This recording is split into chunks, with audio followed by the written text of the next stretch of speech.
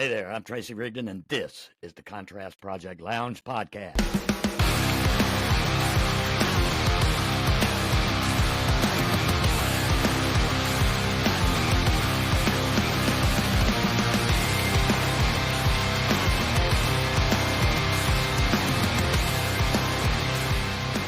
Often random, but always relevant, always real, and practically nothing is off limits. This podcast is for you. Are you ready for this? Let's do it. We are live. Yeah. Welcome back to the live stream this week, friends, fans, and followers. This is, I think, our fifth or sixth live stream in the series. And I'd like to remind everybody you can find us on Facebook, Twitter, Instagram, Threads, and YouTube. Don't forget to like, share, and comment, and smash all those subscribe buttons. Joining me first is my recurring co-host, my very favorite philosophophile, Mr. Jim Alabiso. Not everybody knows what philosophophile is. They will by the end of the show, won't they? I guess so. Anyway, it's great to be back on the show again with you guys, Trace and Reese, and I'm really looking forward to talking to Paul and Reese's brother. Does everybody just call you Reese's brother? Is that the way it goes? No, it's the other way around. Okay. I asked you about it, so Reese's brother is fine with me. Anyway, yeah. Tracy, all right. Sorry, go ahead. And so in the other chair we have Reese Dickerson, my good friend. Brother, how you doing today? Hey, listen, I can't complain. I'm doing fantastic again. Thank you guys for having me, Jim and Tracy. It's always an honor and pleasure to be here. Oh yeah. I too am looking forward to this show. It's a big deal for me. It is special episode. Yeah. So I'll go ahead and take over. Listen, I'd like to introduce you all to two amazing men, two men who have really had an impact on my life. One being Paul Bullock, pastor at Jerry Church, an amazing guy, amazing speaker. Paul, thank you so much for being here with us. Thank you for being on the show. It's our pleasure. Everything you do in the community, man, we really appreciate that. Thank you. Appreciate that. And then the man in the big seat, the guy in the big chair, my best friend. I've known him all my life, and he's known me all of his. My brother, my blood brother, we share the last name, Mama and Daddy, Marc Dickerson, who also happens to be my pastor. And yeah, Marc, thank you so much for being here, bro. Listen, this is new for us. We've never been in this situation, never been in this position before. So I want to thank you so much for agreeing to be here with us. Thank you so much, man. Yeah, thanks, Reese, you stole my thunder. Because one of my questions was going to be, so Reese and Marc, how long have you known each other? Oh God, Marc, thank you, man. I can't thank you enough for being here. This is really exciting, man. Thanks for having me. New territory for us, bro. Yeah. So, Marc, tell us a little bit about Elevate and some of the programs you've got going on, and this real talk that Reese has been telling us all about. Some of the hard questions and hard topics that you cover. Sometimes it can't be covered in Sunday school. Yeah, absolutely. Tracy and Jim, thank you for having me. Maurice, thank you for having me. You guys know him by Reese. I call him Maurice. That's what I know. Well, sure. So, thank you for having me and inviting me on the show. I do a lot. I am a proud husband of 19 years to Jerica Dickerson. I'm the father of two. My son is Jamari. He's a senior in high school. My daughter is 15, and she is going to the 11th grade. So they are growing up and getting out the house. And so I pastor a church here, a healthy, growing church here in Jacksonville called Amazing Life Church. But that's just one of the things I do, man. I also am the national director of community collaborations for an organization called Elevate USA. We are a life skills organization, and we teach at-risk youth how 13 character traits and qualities that teaches them how to thrive in their community, man, through relationship, right? And so that's what I do. My job is to make sure each affiliate around the nation is supported by collaborators in the community that helps them do what they do well. Right. So that's me as far as my professional work. Paul and I, you'll talk to Paul here in a minute, but Paul and I have started this every first Wednesday thing, this venture called Theology and Therapy, man. And we thought, since the church is changing so much, right, as pastors, and since people are coming to church with all kinds of issues and real life issues, how do we create a space for them to talk about stuff for real? And where does that fit in the theology perspective, and how does that challenge our current theology? But also, where does that fit in the therapy space? So a lot of what I do also is I do a lot of mental health therapy, a lot of trauma informed therapy and things like that. So we're trying to see, how do these worlds mix? And they really, really, really do, man. It's been some incredible conversations, some hard stuff that you really can't talk about on Sunday mornings. And man, the response has been incredible. It's growing every month. And we're getting ready for the next one coming up here in a few weeks. So yeah, that's a little bit about me. I'll stop talking about me, but thank you for having me on the show, guys. I'm really excited to be here. It's great to meet you, Mark. I can't wait to get going. Paul, I want to know something about Paul over here. Yes, sir. So It looks like he's got a nice bookshelf behind him. He must be really smart. He's smart, very smart. I'm actually at the church now. I'm the Next Steps pastor at the Journey Church. That could be discipleship or just like assimilation into church life. I've been here for 3 years, and I'm also finishing seminary, my MDiv with a concentration in chaplaincy, looking into community chaplaincy and social movements, and that fits right in line with what Marc and I are doing with Theology and Therapy. The simplest way for me to explain it is I want to try to help people experience or encounter God within and without the walls of the church. As Marc said, so many people are coming to church with many questions. Honestly, there's a lot of distrust because of different types of abuses and scandals and a whole bunch of different things that have happened within the church that gets a whole bunch of media because of our access to information now that if we're going to be honest, people aren't going to step foot back in the church. And if they do, they're very skeptical of it. So I believe that we still need to go meet them where they are. So the community chaplaincy is a way to be able to do that, go to where people are and not expect them to come to us. Really good. It looks like we've lost Tracy again. You want to go ahead and pick up from there? What else is new?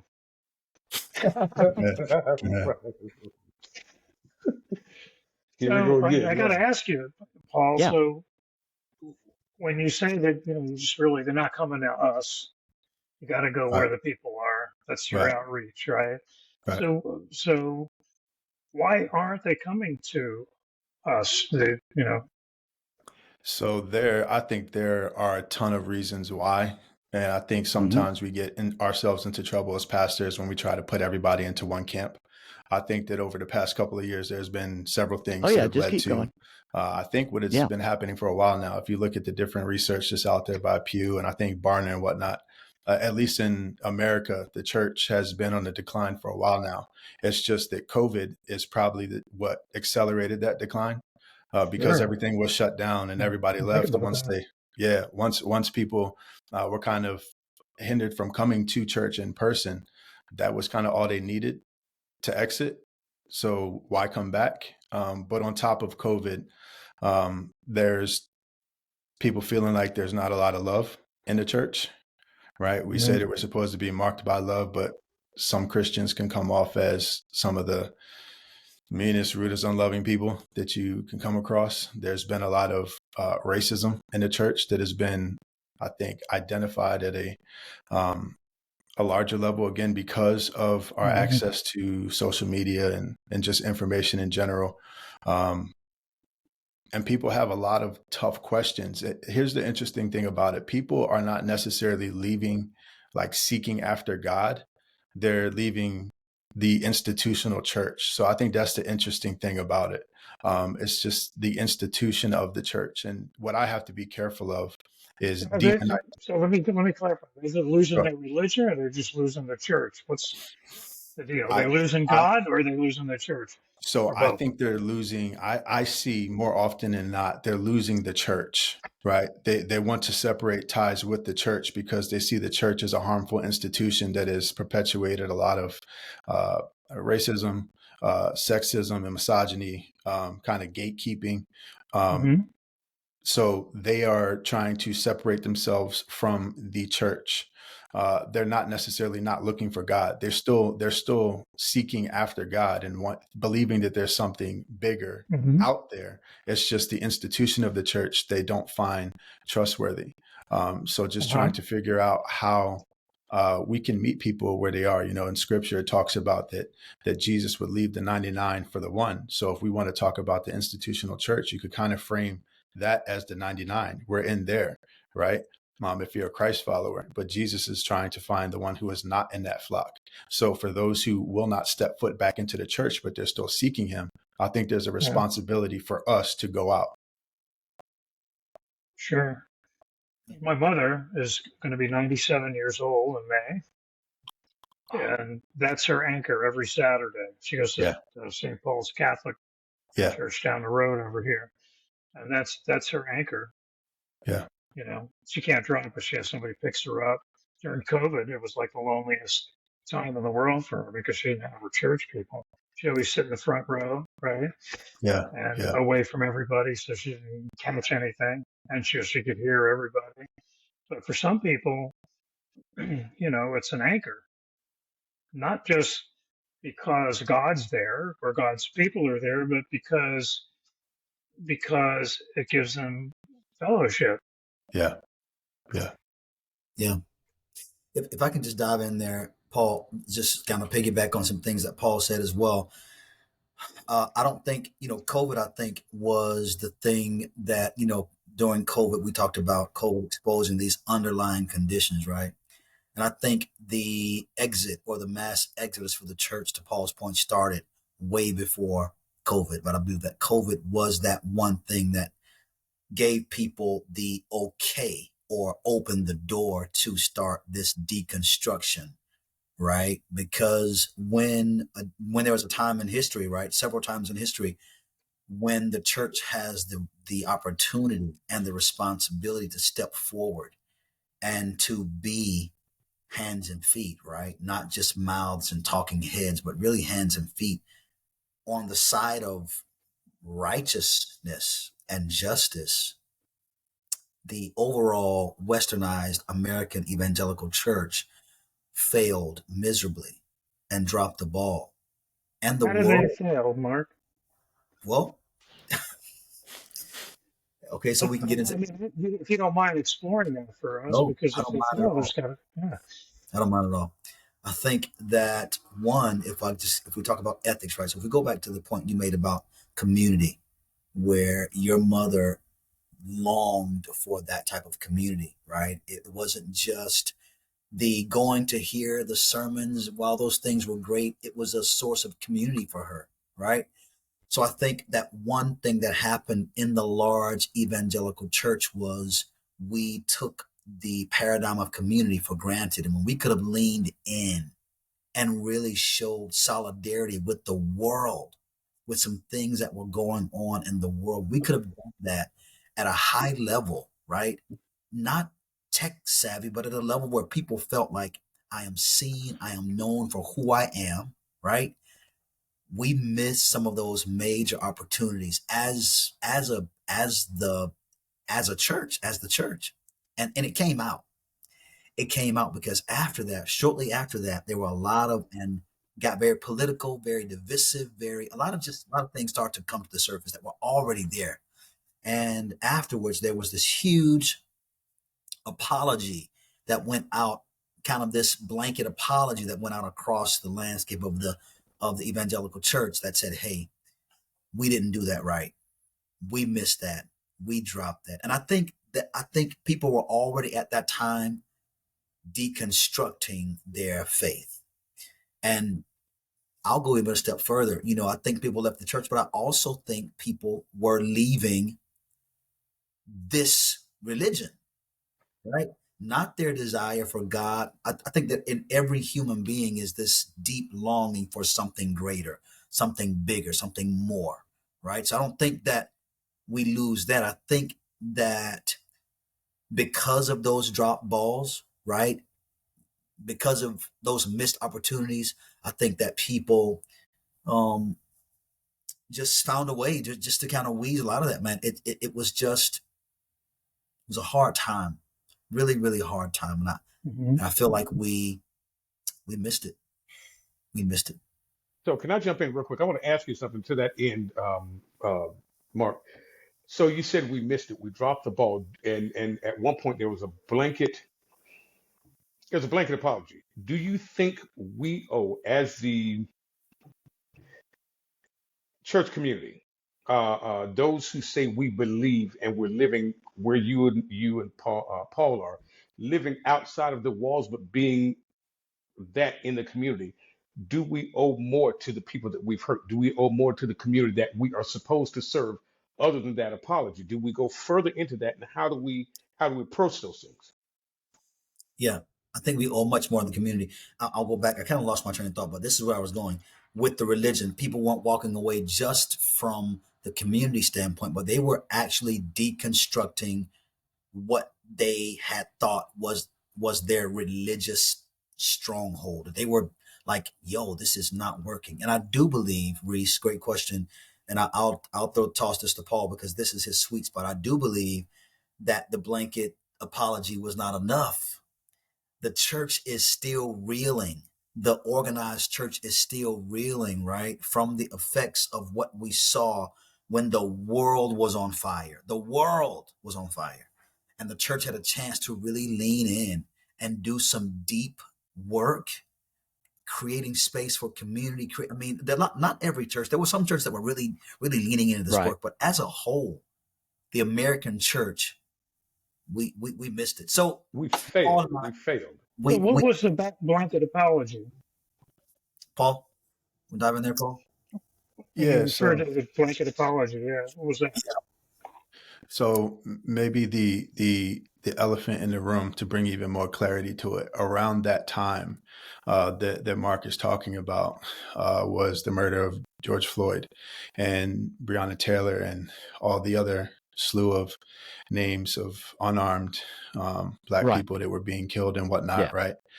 So you have COVID, which has shut down everything, right? We have all of our distractions, or what would be distractions, are taken away from us, right? I can't turn on the NBA or NFL. I can't go out and hang out with my buddies at a bar or whatever it is, right? I have to be in the house, and what I have is my phone. I have access to social media, and people are seeing these things happening and they can't escape it, right? So now we are witnessing stuff that, quite frankly, has been happening for a long time, but we've had a bunch of things that we could turn our attention to, right? So now that the world, remember, this started a worldwide protest, right? This wasn't even just an American thing. Worldwide, people are protesting these injustices. And what is the church doing on it during that time, right? So I think when we're talking about the dropping of the ball, that is the pivotal time that many churches drop the ball. And when the sad thing about it is that when individual churches drop the ball, the whole church, the big C, as we say, gets the bad rap. So as Mark was saying, there were many churches that were doing the work. They were taking the hard stances for justice, right?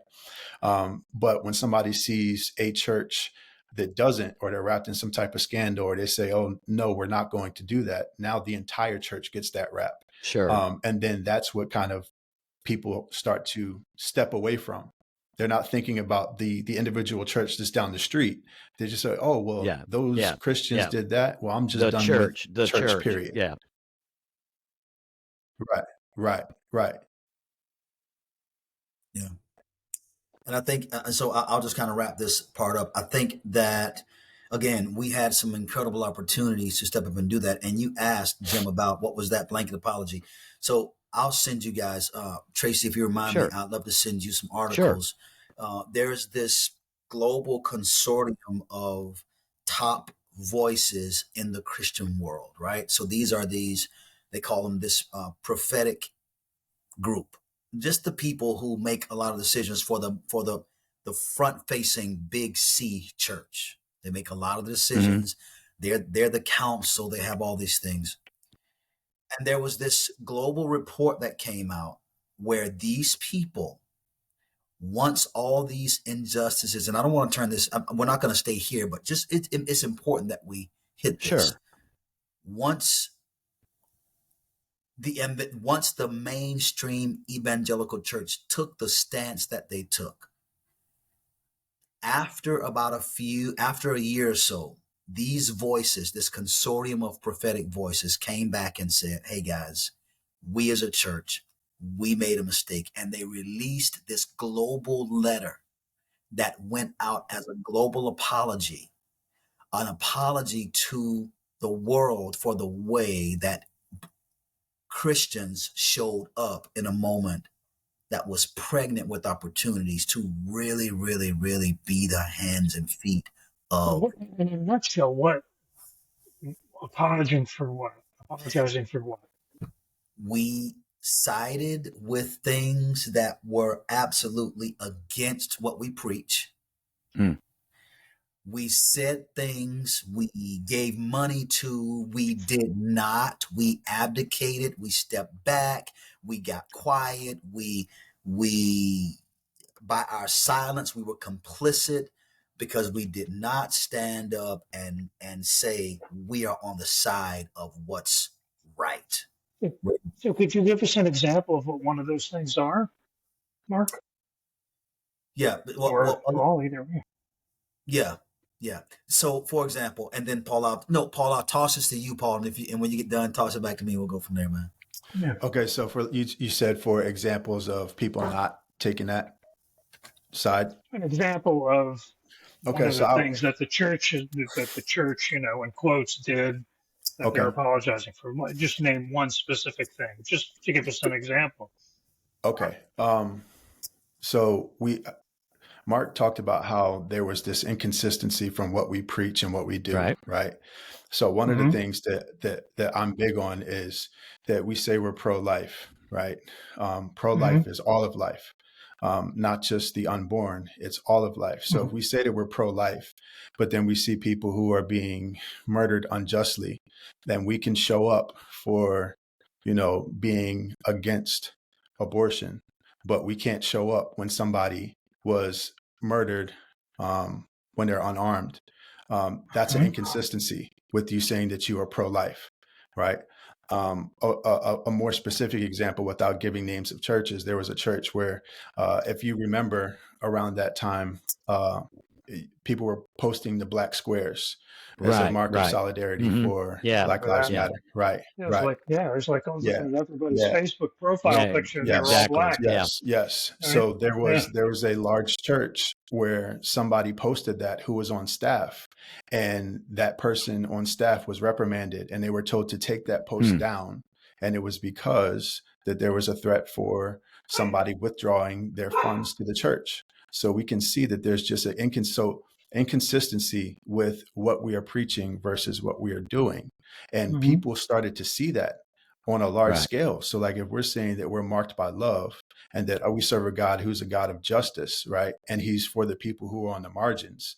But yet every time we have an opportunity to show up, we're more afraid of what we have to lose versus actually making a sacrifice that would have us lose things that might be of earthly value, but we've taken the side of being for the human dignity and the valuing of people because they are created in God's image, whether they are Christ follower or not. We haven't done a great job of doing that, or at least when it's not done well, those examples taint the entire church, as we said earlier. Yeah. So those are some. That's great, Paul. I mean, it's almost like the church is like this thing, which is different than the church down the street and on the corner, and the Catholic Church, the Episcopal Church, Protestant Church. They're all different. They all don't feel the same way or do the same thing. But it kind of looks like to me that when a church, whether it's a little church or an organization of churches, a consortium of churches, that when they get in the judgment business, they lose. Because I think we were told, from what I remember from the Bible, that that's not our job. So if one of our uh, parish members had an abortion, we're not going to judge them, right? We're going to embrace them. You know, if they're gay, we're gonna not going to judge them. We're going to embrace them, right? Or not. I'm just going to put get right down to the core. What do Right. Right, Yeah, what you're do right. we right. do? Right? Heavy questions. So that's a Okay, question. that's all right. That's good. You want to go, Mark, or Well, yeah. Well, so I think this is a perfect segue. And Jim, man, what a packed question. I think that leads right into Sorry. no, Well, it's really yeah, good, yeah. man, because that's where people are, right? And I think that, and I'm a pastor. I'm a senior pastor. That false sense of judgment and that false sense of pseudo righteousness and we're so perfect was blown to smithereens during. I mean, it's been a wash, right?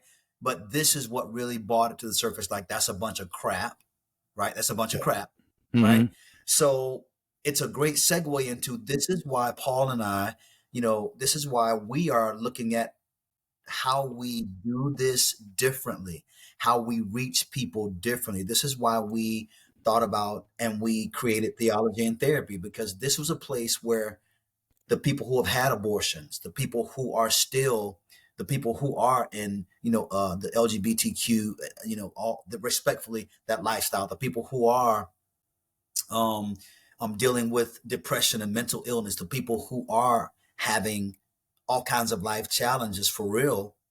This is why we did this, because there's a place for people to have those kinds of conversations when the church has pushed them out and closed those doors, right? And we feel a social and spiritual responsibility to create a space for people to come and talk about this stuff. Yeah, I'm sorry.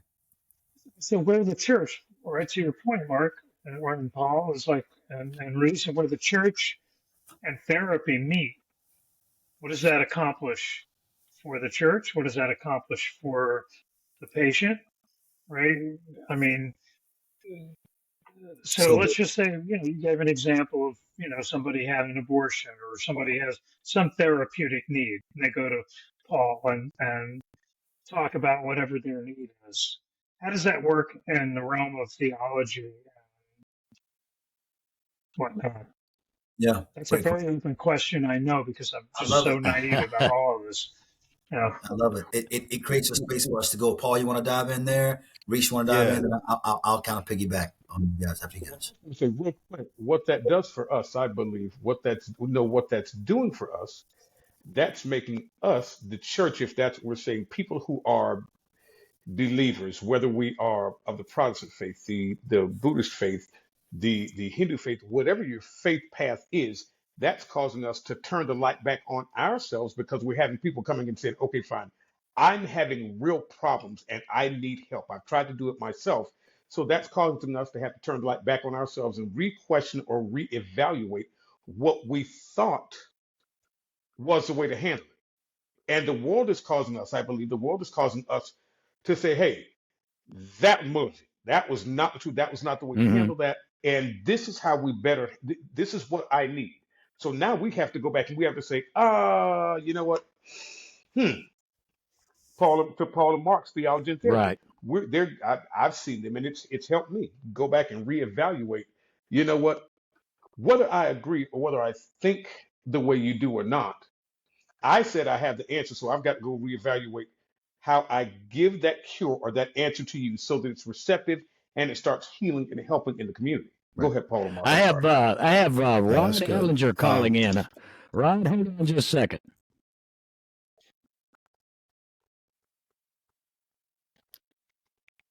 Just want to say hi. Oh, Sir. What's up, hello, Rod? caller. Hey, Rod. How are you?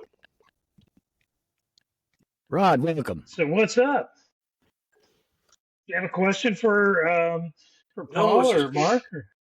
I wanted to join in the chat. I know Paul, I know Marc Dickerson, so I wanted to jump in and just say hello and see what's going on and listen to what you were saying, which was really interesting. Great. Well, thanks for So, hanging in, man. That's great. yeah. That's awesome, Yeah, Rod. What's up, Rod?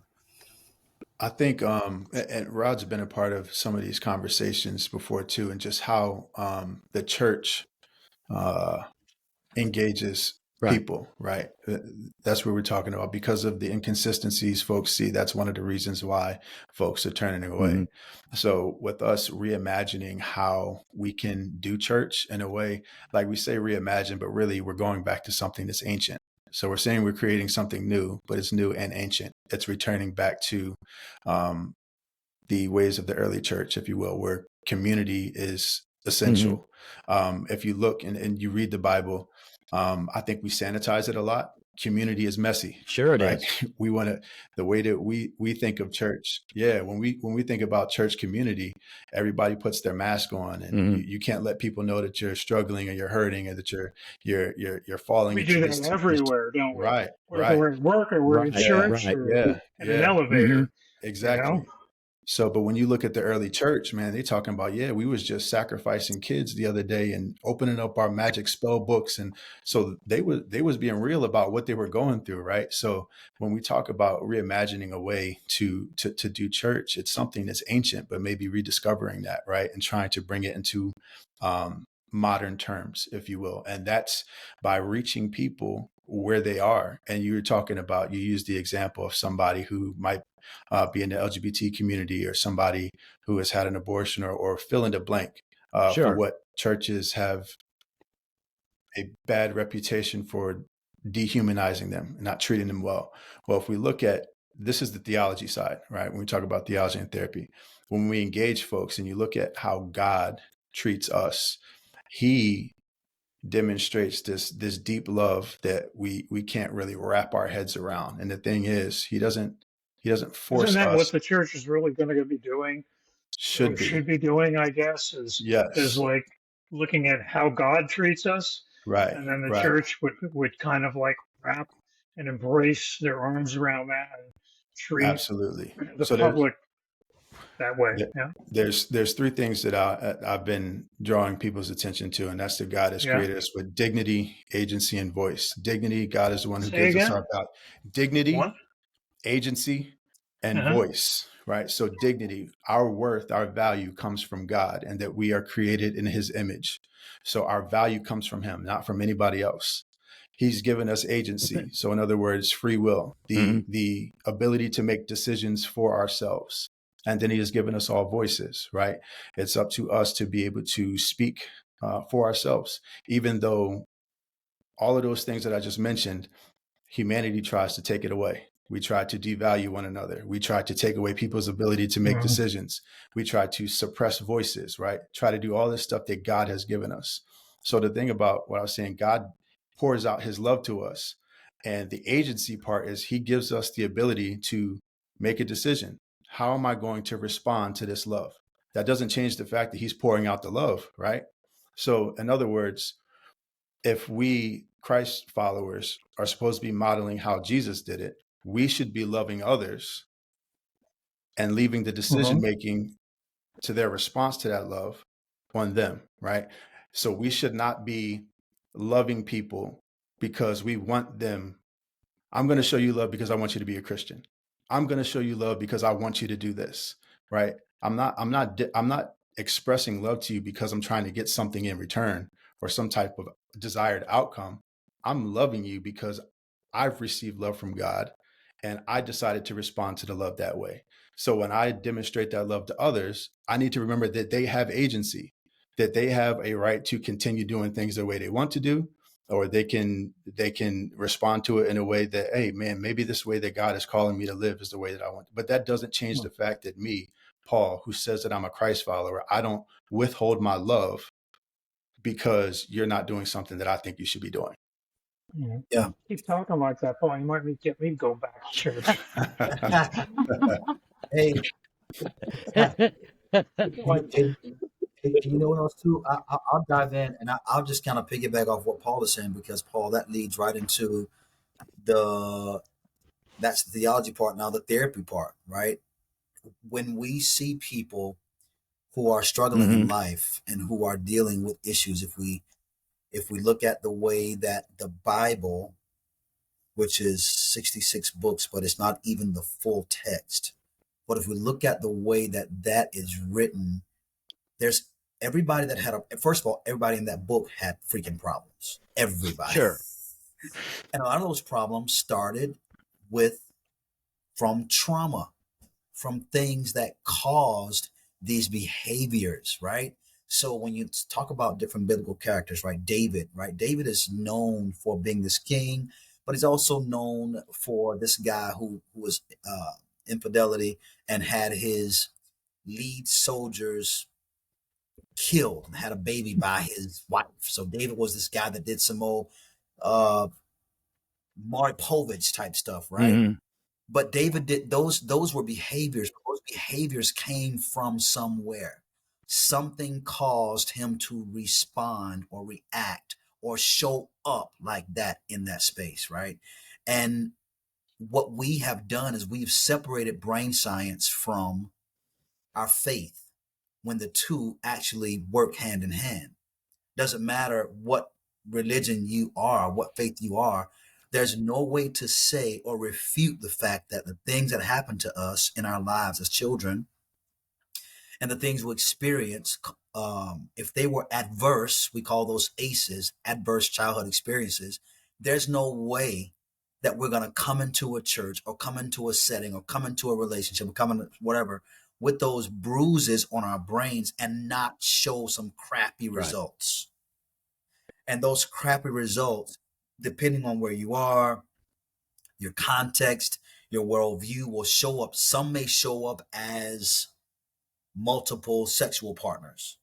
Some may show up as schizophrenia, or some may show up as anger disorders, or, those things that happen to us show up. And theology and therapy and where we're seeing things and doing things, we are uncovering a different, or we are just presenting a different layer as to maybe this is not going to be fixed by you going to church on a Sunday or on a Tuesday or whatever. Maybe this is not going to be fixed by just the basic things that you thought would help mitigate this. Maybe you need to know that what happened to you or what did not happen to you as a child, neglect, is why some of the things are showing up. And how do we get to that? But how do we get to that before we throw the 10 Commandments at you, before we tell you to be this guy, this upstanding guy that none of us are going to be? Let's talk about the way your brain has been wired because of the stuff that you've had to walk through. Sure. There's like this trauma wall in the way. 100%. And theology and therapy allows us a chance to create that safe space for people to come and say, I am not okay, and I love God. I am not okay, and I'm a Christ follower. I am not okay, and I need to know how these things mesh. So that's what about if I'm okay and I don't care about God? Yeah. Yeah, then you have a place as well, because this platform is not even to proselytize. It is not to throw our God on you. It is, hey, if you don't have any problems, you have a problem. See, I love that answer, because that's all about nurturing and caring and loving. You know what I mean? It's not like, okay, you believe like I believe, so I'm going to take care of you. I believe that, like, what Paul said, I have agency to take care of you, no matter what you believe. Right. That's right. I mean, Jesus took care of the lepers. He took care of the prostitutes. He did everything, right? And it's like, why isn't the you know what I remember?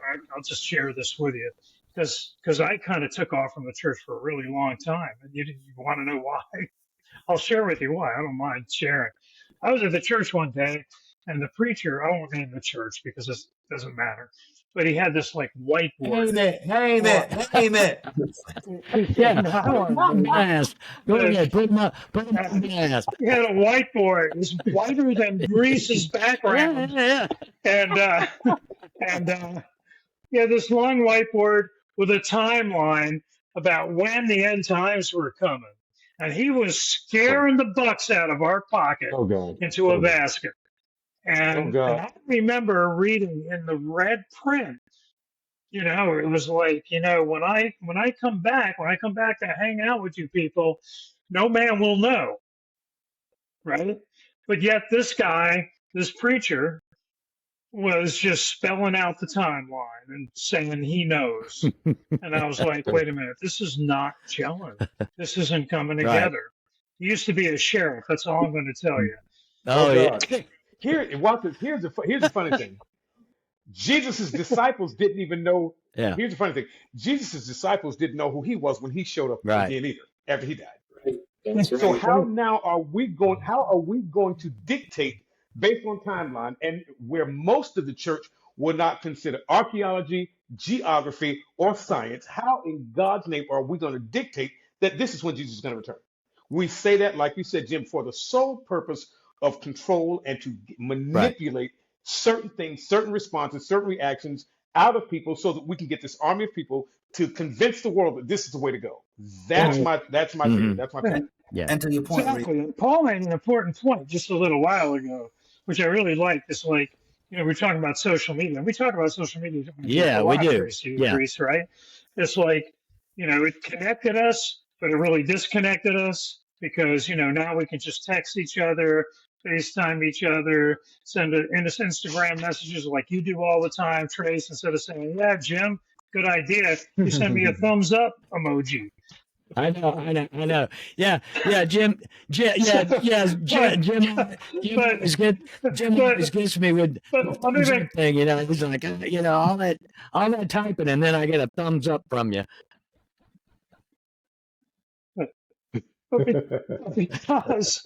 Because we are so connected, like news-wise, right? And this is to what Paul was saying earlier. It's like we're just seeing all this violence and all this war all over the world, and people are killing each other in Israel and Palestine and Hamas and et cetera. And now Haiti. And now Haiti's erupted again. It's not worse than it used to be. It's just we're hearing about it. Right. It's like, because we were like, we were hitting each other's with clubs and spiked balls of iron and cannons and piercing each other's with knives and the Spanish Inquisition, etc., and the Crusades and all those religious wars and non-religious wars. It's not any worse today than it used to be. It's the same. We're still human and we're still killing each other. And so when a preacher will go and take that and wrap their sermon around that and say, this is a sign of end times. Sorry, no. I mean, you could have said that during World War II, World War I, Spanish Inquisition, the Korean War, Vietnam War, et cetera, right? So it's kind of like, what's new, really? Humans are humans, and, we just do what we do. And I love that word agency. I've never really heard it that way before, that we have the agency to make some decisions around what we do and whether we judge, we don't judge, and how we embrace each other. And no matter how many thumbs up Tracy sends me, I still love him and embrace him. Well, and it's very similar, to the the situation that you mentioned about, you got a bad taste in your mouth at church by someone's comment along those lines. Well, I was actually in the praise and worship band in I guess what you'd call a mega church, one of the local big ones, Name it.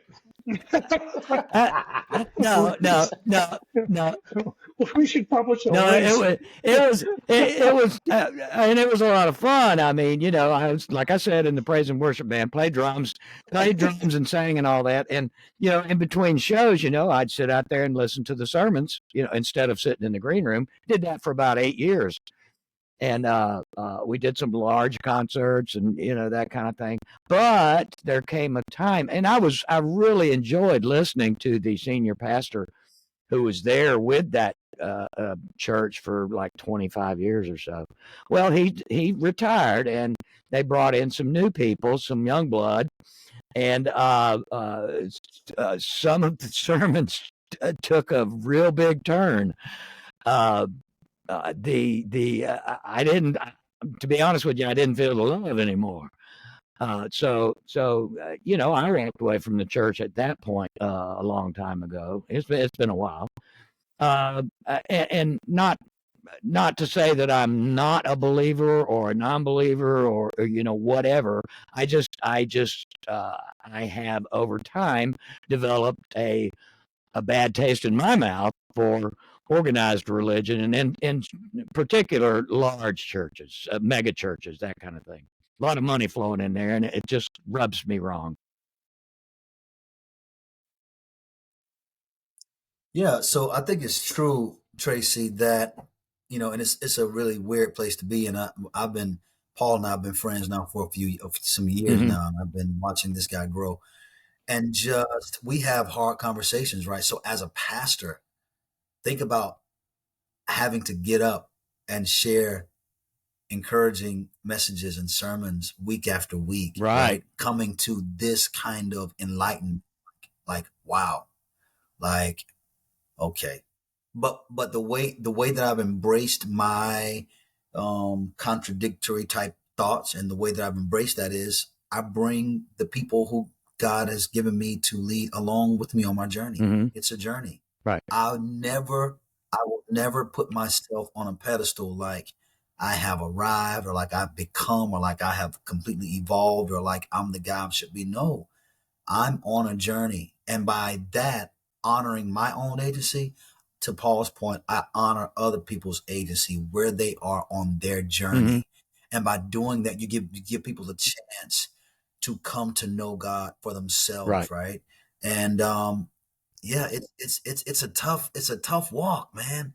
Going through this period of enlightening and then trying to figure out, okay, how does this fit with what I thought I believed mainstream? It doesn't. Right. And I have to deal with that every day. Right. Every day. Even you saying, watch this, even you using that term enlightenment or enlightening is so counter, it doesn't fit with what the church says. Oh, he's getting into this spooky stuff that's outside of what God said. That word enlightenment is what people are saying right now. And they're not even talking about Jesus anymore. They're talking about coming and see what the aliens are doing. So it goes, you have fringe people who would do that, and they will go way out there. And I'm being serious because I hear this. He's talking about being enlightened. And it's like, well, that ain't Jesus. He is his father, the devil, and he's allowing this new age stuff to come into his church. And you will hear that taught and preached in church. And people will, what you said one time, I'll never forget. You said that becomes culture and not Christ. Yeah. That becomes cultural and not Christianity. So how do you, as a pastor, again, I understand, I don't pretend to know everything about you, though you're my brother. That relationship is, here and there. You're still my pastor. How do you deal with that? How do you deal with people who are in this city and they see you and Paul in this platform? In this platform, with people who are not believers, in this platform where people who may not believe what mainstream Christendom has lied to the world and told them, how do you go back and say to those people, but I still love God? Well, I think it's to Paul's point, man. My therapist, I'm in therapy, guys. My name is Marc Dickerson, and I'm in therapy. And I've been in therapy for a while. Keep coming back. It works when you work it, man. I'm telling you.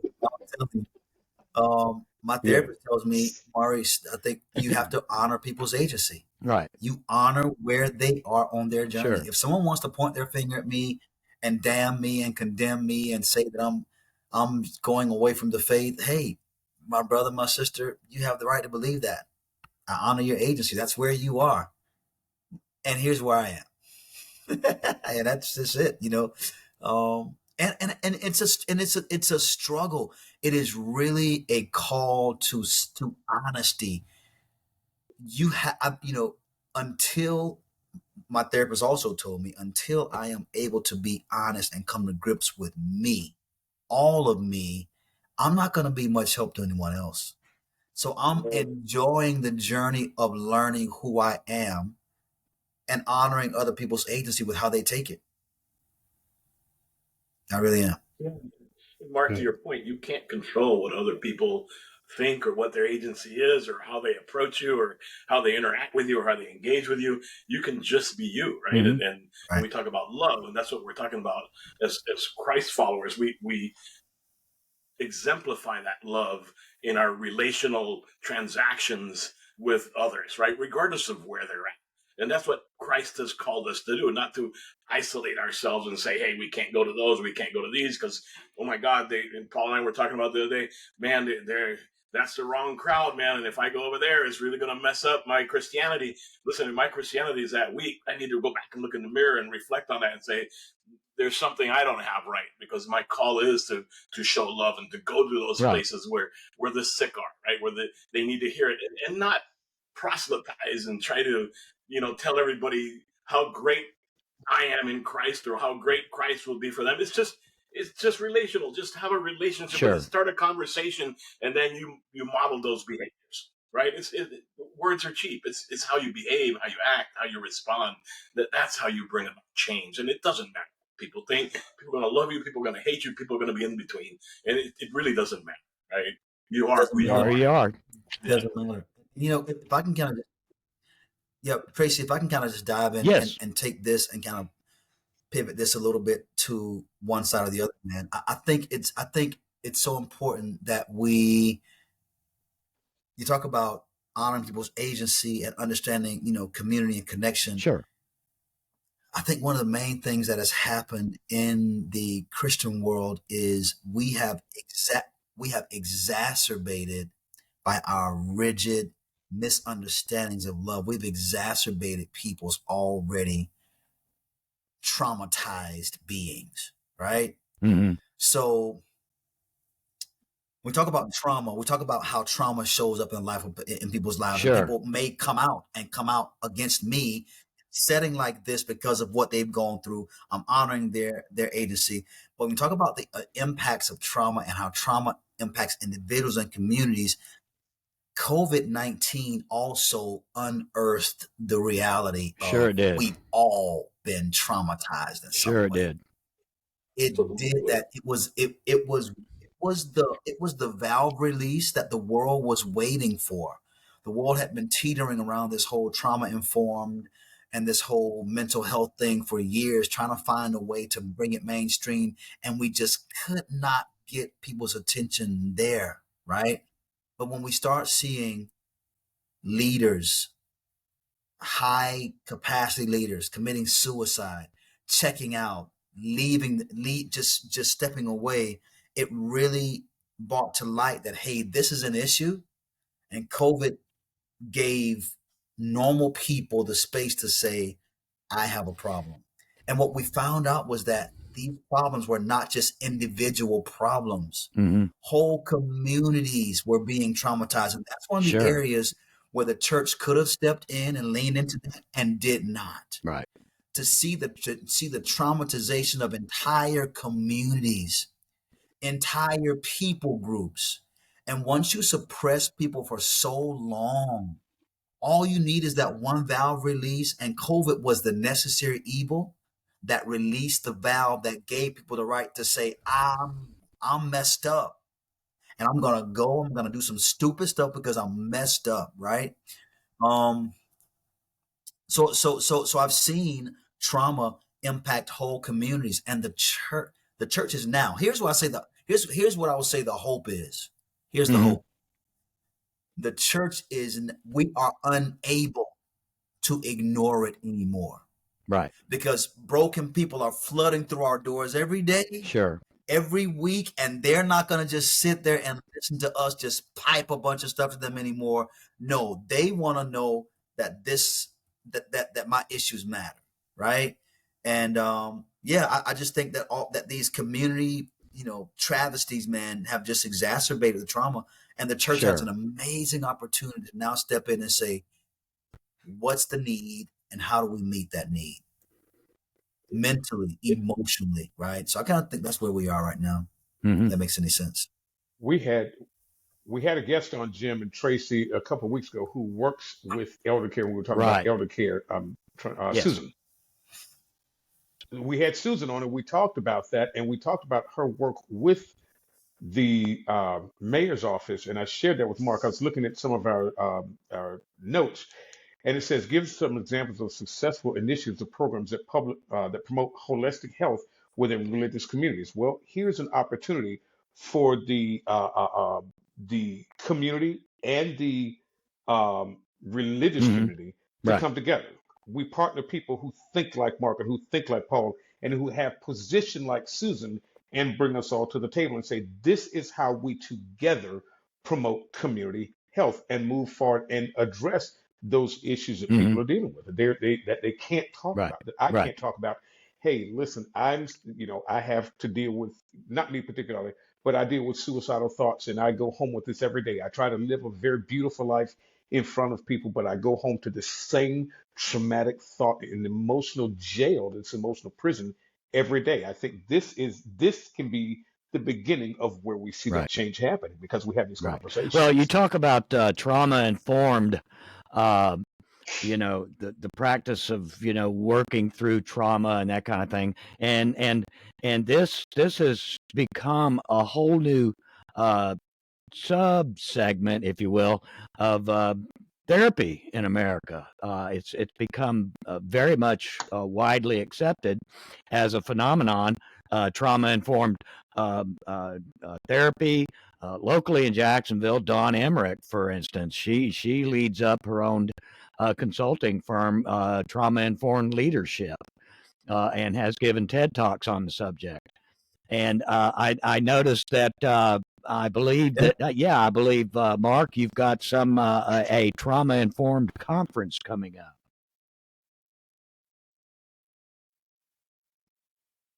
Yeah, it's funny you talk about Don Emmerich. During the pandemic, I went through her online class, There and you I go. got my certification as a trauma informed. I got my certification from her. She was not my first one, but she was my third one during the pandemic. And Don Emmerich is solid, and I've taken her practices, She man. is And I solid. right now She's a I fabulous coach lady. organizations. Yeah. She's solid, and she's sharp. She's super Yeah. sharp. So yeah, and so here's another way that the church is addressing this. I'll go back a little bit, and I'll bring us to where we are. Sure. Talk about one of the ways the evangelical church missed the mark. I'm not sure if you guys are aware, but maybe about 10, 15 years ago, there was this big push for adoptions Yes. in the evangelical church, right? Hmm. This big push for Compassion International. Maybe I shouldn't say names. Um, there was this big push for believers or Christians, Western Christians, to be the savior and go and adopt these kids from these third world countries and bring them home. And these kids became like the new Louis Vuitton or the new Oh, Gucci or the new yeah. Yeah. Mercedes or the Yeah. new having this child. So we started seeing what started happening was these kids who came from traumatized backgrounds, right? Even at 1 month, 2 month, three months old, were already traumatized beyond belief. These parents started seeing these kids show these behaviors that the parents knew they weren't teaching the kids because they bought them here from Africa, they bought them here from Asia, they bought them here from India. Yeah. But these things were showing up in these babies, these behaviors. And so there came this need for parents to know, how do we deal differently with the behaviors of my child? How do we tap into helping the brain of my child to heal, teaching my child new ways of showing up? How do we do correction in a different way that is antithetical to normal Christianity ways? Spare the rod, spoil the child, beat them and they'll be okay, right? Right. How do we come up with different Yeah. ways? So there was this pedagogy established called TBRI, Trust Based Relational Intervention. It was started by Dr. Karen Purvis and Dr. Cross from the Texas Christian University. They developed the Karen Purvis Institute of Child Development to teach adopting parents and foster care parents how to deal with behaviors in children. And over time, with connection, with empowerment, with proper correction, you can rewire the brain, and parents started seeing these behaviors disseminate. So another organization took it a step further, and they said, since the church put it out there to go and start adopting these kids, why don't we come back and be a part of the healing process? So there's an organization called Show Hope. Show Hope. I'd love to share these links with you. Show Hope is a Christian organization that supports adoption, right? But they took this pedagogy, this TBRI, and they embedded it in their practices. Mm-hmm. And they said, since we sent parents out to go and be adopted parents, why don't we now give them tools, this TBRI, to help them know how to deal with behavior? So coming up here in April 5th, I can't think of the end date, but I'll share those information with you. My church, as well as several other churches around the country, around the world, are partnering with Show Hope to bring this virtual conference that teaches parents, adults, ministry, kids ministry leaders, adopted parents, aunties, grandmas, whoever, how to see behavior as the language of an unmet need, and how we start correcting behavior through connection, right? So that conference is coming up, the Hope for the Journey conference. Mm-hmm. And I was honored to be a guest speaker on that conference. I was able to tell the story of connection between my daughter and I, and the things we walked through here in our house. So it's a powerful thing, man. I'll share that because I believe it's going to be helpful, man. It's the way the church is stepping in and being a voice. Very good, very good. Let me get some closing thoughts from you guys. I'll start with Reese. Reese, Yeah. what have you got to say about this trauma-informed conference, Well, first of all, and so thank far you. what we've been talking about? It's been a really good conversation. It really has, and it's been more than what we thought. One of the things we said when we were setting this broadcast up, one of the things we said is we did not want to be too Right. churchy, but I mean, we are believers. We choose to Right. believe in the face of what Right. we know. We choose to believe. We choose to accept. So, but we've done that. We've walked that journey that it was not too churchy. So thank you so much, Mark. Thank you so much, Paul. If we can have them, I'd like to have you share those in the chat so that when we go post this, because we can't just say this here, and this is what we find Mm-hmm. happen a lot. We'll say these things here, we'll have these conversations here, but we won't move these into mainstream accessibility so that people can see this. So if you'll take those and add those in. But I want to ask something, and Jim, I'm gonna say this and see if you, between you, Paul, and Mark, and Tracy can, and maybe Yeah. Rod can say something. Okay, so with everything that Mm-hmm. we're talking about, look at what our world is doing right now. And I'm going to call names at the risk of someone saying something to me. Donald Trump is in the public again, and there are people in the Republican Party who are now touting for him to be president again. So these same people who dropped the ball, who failed, who gave that blanket apology, are now coming back to the forefront, and we're seeing them again showing up. How do we head that off, or how do we, with what we know now, the things you shared, Mark, the things you shared, Paul, how do we head that off and say, guess what? We're not doing this crap again. Well, I'll jump in really, really quick and get that's just that any. I see some laughing going on and smiling, but it's very serious because I'll tell you, in my own opinion, I think that any faithful practicing Christian, they would be out of their mind to vote for that man. That's just my opinion. That's just my opinion. I don't care what color you are. I know Rodney Hurst is always dogging on him, but he's very vocal about Donald Trump, and as are most of my friends, But I will tell you, if it just seems to me like if you have the heart of a saved person, a Christian, or any religious person for that matter, regardless of the faith that you practice, I don't see how in the world you could vote for Donald Trump. I just don't. I honestly don't. with all the things you guys talked about before, all the things you mentioned before, the blanket apology that the Yeah. evangelical church offered from these large institutions, Liberty University, who allowed him to come and speak and just misquote, just tear up the Bible, and we Yeah. accepted that.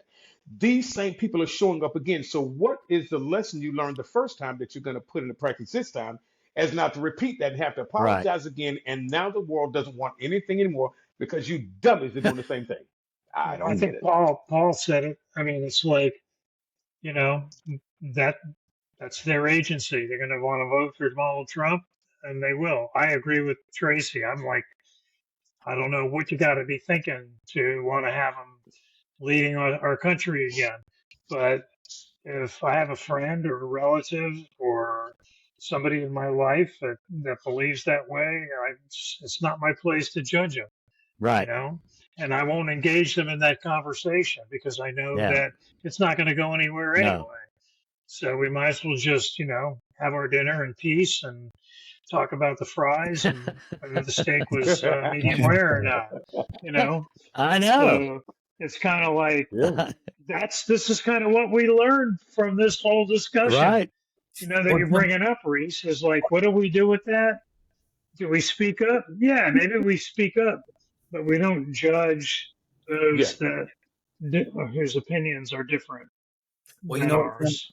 I'll say Damn this. it. I'll say this, Jim. I think you're right. I'm just going to offer just a little bit of push on that because I think the conversation about the steak and the fries and just act, I think there's a way to honor other people's agency and still stand on something. Yes. So the conversation about hey, how was the steak and fries? I think America's church had the steak and fries conversation, and we've been having the steak and fries conversation. We've been looking over without being judgmental. There's a way to take a stand without being judgmental. There's a way to do it. I think you're crazy, but I love you. I agree. I believe, Marc, that silence is complicity. Yeah, right? sure. And we've learned long enough that if we stay silent long enough, the louder voices tend to reign supreme, right? And so we have to find a way to show our displeasure with those choices in love, and that's challenging, right? How do we do that and give them their agency, but also let them know that it's not acceptable? To your point, Reese, as a Christian, and yours, Tracy, how in God's name can you even begin to justify that choice, right? But that's just how I think. That's not how others think. And we can't change them, but we can model it. Yeah. But there's nothing we can say. No. There's nothing you can really say. But you have to say no, unacceptable, right? And then walk away. If that's what it takes, or challenge them. I've got a story where I challenged leadership in our church when we'd go into, I won't say the name of the store. Yeah, well, Walmart, right? We're going to Walmart and during COVID, and they have to wear a mask. Name something. Yeah. So wear a mask. Please wear a mask, during COVID. And so, as Christians, we're bound to follow what we're asked to do, right? The rules and the laws, Sure. They're just and do them. But, as I went into it, many times I found leaders of our church wandering around without their masks on. This is a leader of the church, right? And I would challenge them, like, hey, where's your mask? Right. It asks us to wear a mask. Do it friendly, and jokingly, but you didn't let them get away with it, right? Because guess what?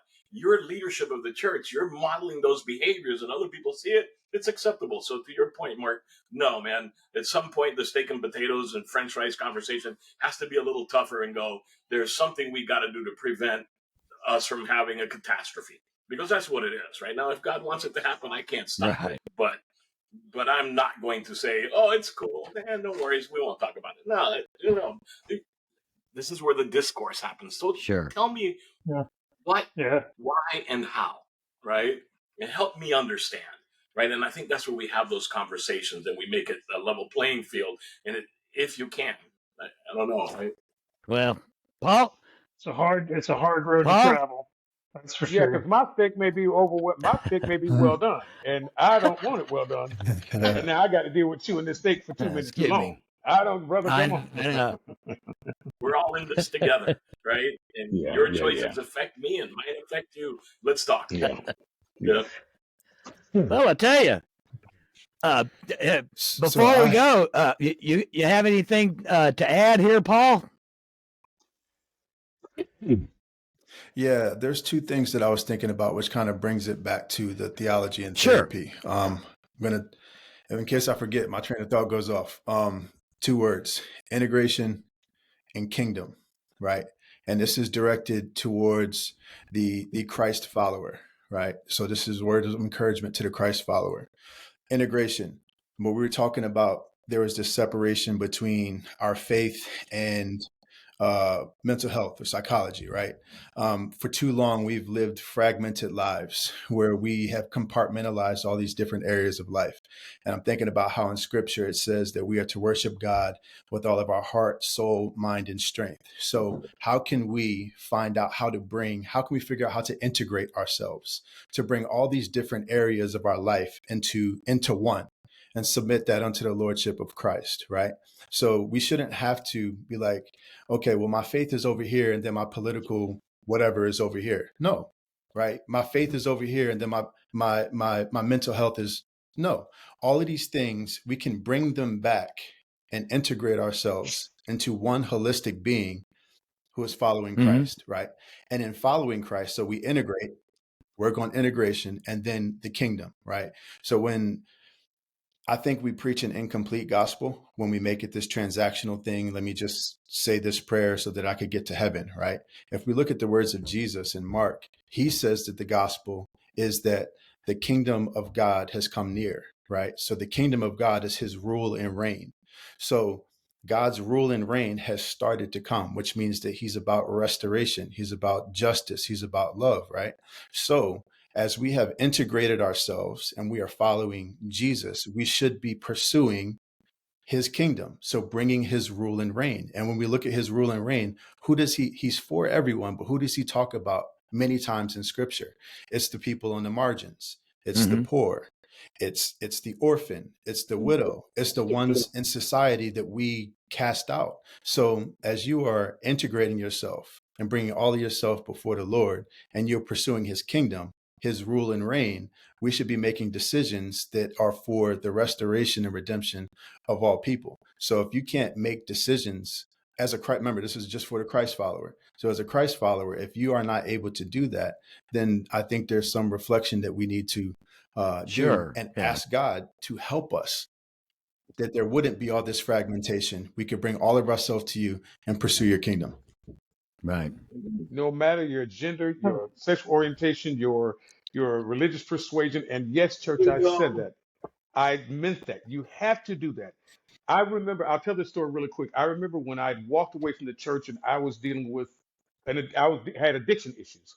And I would go to the gay bar. That's where I would go and I would hang out. I say that without apology because in that space, I was sitting at a bar. I was high as Empire State. I was drunk. I was, living a life that the church, would not advocate. And then I was in a gay bar hanging out. Somebody came up to me and they said, "Do you know why people hate you in this place?" He said, "Because you do not belong." He said, "You belong here because you're bringing something that the spirit of this place can't deal with and can't identify with." So I realized that no matter where I am, if God can take a fish and deliver somebody's tax debt, if God can take a whale and taxi somebody where they were supposed to be that they didn't want to go, if God can do these things, and I believe that God can meet me right where I was in the midst of gay people who love Jesus and want him as much as we do. There you go. That's what we're missing as a church. That's what we're missing. The church would not tell me to go talk to a prostitute. The church would not tell me to go talk to people that we've cast out. We owe the world an apology as a church. We do. And we need to do better. Yep. Well, I want to thank everybody. I want to thank everybody for their input on the discussion tonight. It was a very good, I got to tell you, it was a very honest conversation with each and every one of you. I want to thank our guests, Marc Dickerson, Paul. Nice to have you here. Glad we met you. Reese, Jim, thank you for being here once again with me. And hey, and we have a guest that showed up with us here, Rod. Rod, thank you for showing up and your input. Yeah. Yes, Absolutely, absolutely. And for any, Thank you for having me. Tracy. absolutely, and you guys are all welcome anytime. We for those that are still in the audience watching, we will have this episode available to everyone to watch the recording sometime tomorrow, like I was explaining to all the guys here. So until the next time we meet, you guys, everyone, have a wonderful evening, and thanks again. Thank you so much. Thank you. Remember to hold on, guys, so that we can make That's sure right. I upload and get recorded. Stay on board.